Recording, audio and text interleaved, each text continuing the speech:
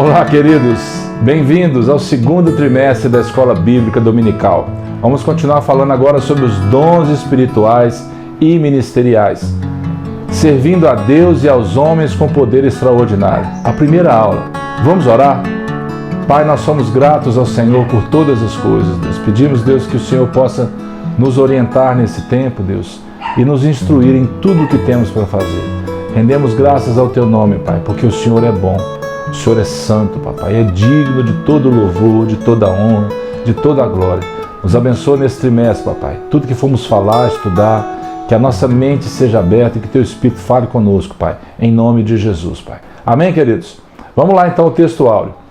E a graça foi concedida a cada um de nós segundo a proporção do dom de Cristo. Por isso diz, quando Ele subiu às alturas, levou cativo o cativeiro e concedeu dons aos homens.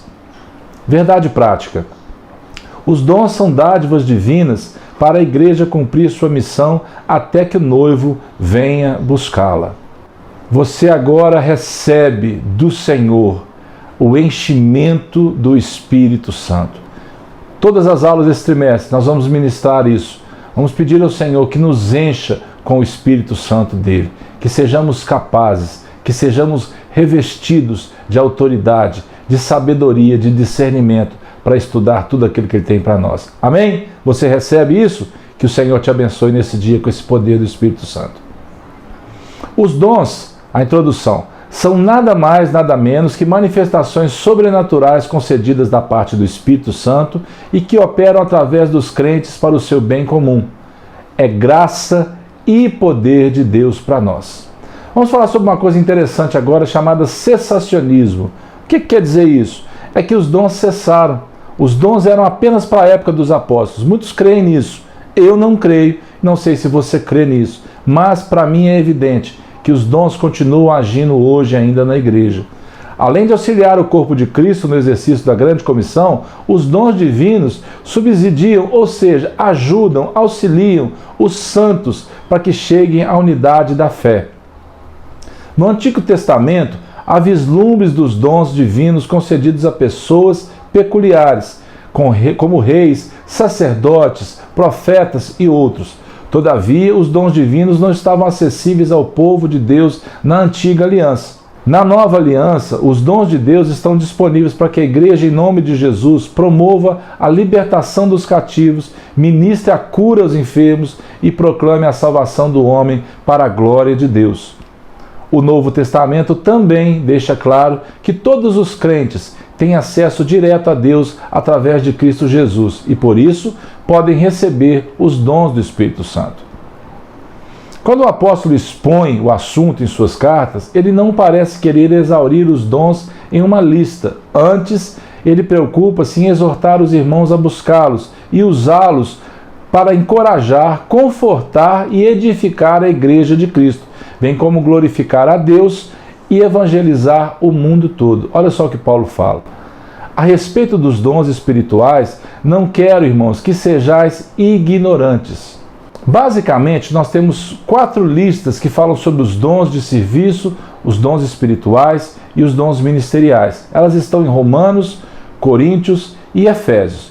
Eu vou ler para você isso, para que você entenda que o apóstolo Paulo não tentou fechar numa lista só esses dons. Ele fala de dons realmente com muita propriedade, com muita autoridade, porque é o que ele via acontecendo.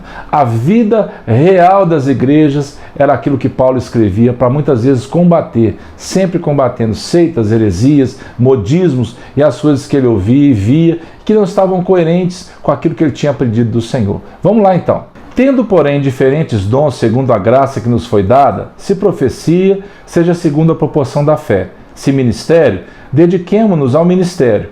Ou que ensina, esmere-se no fazê-lo. Ou que exorta, faça-o com dedicação. O que contribui, com liberalidade. O que preside, com diligência. Quem exerce misericórdia, com alegria. A lista de Coríntios. Porque a um é dada mediante o Espírito a palavra da sabedoria. A outro, segundo o mesmo Espírito, a palavra do conhecimento. A outro, no mesmo Espírito, dons de curar. A outro, operações de milagres. A outro, profecia. a outro discernimento de espíritos, a um variedade de línguas e a outro capacidade para interpretá-las. E Paulo continua dizendo: a uns estabeleceu Deus na igreja primeiramente apóstolos, em segundo lugar profetas, em terceiro lugar mestres, depois operadores de milagres, depois dons de curar, socorros, governos, variedades de línguas. E para finalizar, e ele mesmo concedeu uns para apóstolos, outros para profetas, outros para evangelistas e outros para pastores e mestres. Paulo desejava que as igrejas, em especial a de Corinto, conhecessem algumas considerações importantes sobre os dons espirituais. Os coríntios precisavam ser ensinados de forma correta sobre a existência dos dons e da utilização dentro do culto e fora dele. Nós vamos ver na aula seguinte, da semana que vem, se Deus nos permitir, sobre a cidade de Corinto. Havia uma influência muito grande das pessoas sobre o comércio daquela cidade. Ela era perto de uma região marítima, então ali no porto onde existia, muitas pessoas afluíam para aquela cidade para comercializar produtos, para poder realmente viver ali, e a idolatria era muito grande. Paulo tenta combater isso o tempo todo. Olha os perigos que eles estavam expostos: fanatismo religioso, a corrupção doutrinária, heresias e a autossuficiência. Assim como um membro do corpo humano depende dos outros para exercer sua função, na igreja necessitamos uns dos outros para o fortalecimento da nossa vida espiritual e comunhão em Cristo. A respeito dos dons espirituais, não quero, irmãos, que sejais ignorantes. Por isso precisamos realmente buscar o discernimento do Senhor. Os propósitos dos dons: capacitar o povo para o serviço, promover o crescimento da igreja e desenvolver a vida espiritual, sua e minha. O ensino correto das Escrituras nos orienta sobre a forma adequada da utilização dos dons e previne o surgimento de práticas condenáveis no culto, desfazendo as perspectivas centralizadoras do Antigo Testamento. Só o sacerdote podia falar com Deus e interceder por povo. Jesus Cristo veio para realmente, de uma vez por todas, acabar com isso, porque ele passou a ser agora aquele que intercede por nós diante de Deus. Precisamos resgatar a noção de serviço que Jesus Cristo ensinou nos evangelhos, pois todos os dons vêm diretamente de Deus para melhor servirmos a igreja de Cristo. Os dons dão testemunho da bondade de Deus e não da virtude de quem os recebe. Você consegue compreender isso? Não é você que é digno de receber. A misericórdia e bondade de Deus é que faz isso conosco.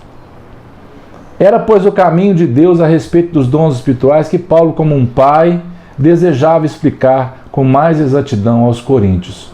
A conclusão: os dons espirituais são para os nossos dias, sim. Não fazemos parte desse cessacionismo, ou seja, eles não cessaram com a morte do último apóstolo. Não há na Bíblia nenhum versículo que diga que esses dons deixaram de existir com a morte do último apóstolo. Eles são um exemplo da multiforme graça de Deus em dispensar instrumentos espirituais para a igreja na história.